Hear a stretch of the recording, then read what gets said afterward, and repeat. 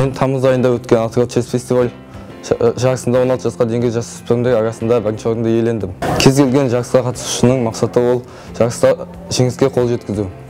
Менің де мақсатым жарыста үлкен орындарды иеленіп, ата-анамды және туыстарымды қуанту.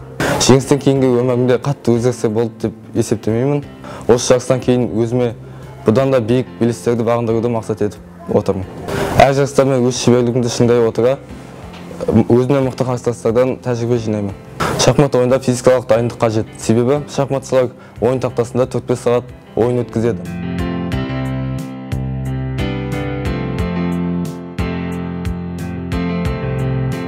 Нұрдәулетті 6 класстан бастап білем, 6 класста облыстық шахматтан чемпионаттарға қатысып жүрді, көзге көрініп, басқаларынан ерекше екенін білінді.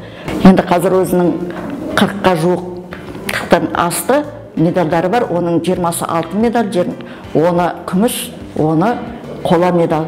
Спорт шеберіне үміткер. Осы шахматтың біздің балаларға, олардың жан-жақты дамуына, олардың логикасының дамуына, алғырлығына, тапқырлығына көп көмегі тиеді. Назарбаев зияткерлік мектебі сапалы білім беріп қана қоймай, бізді өнер спорт бағытында шыңдайды. Және де жан-жақты болып қалыптасуымызға септігін тигізеді.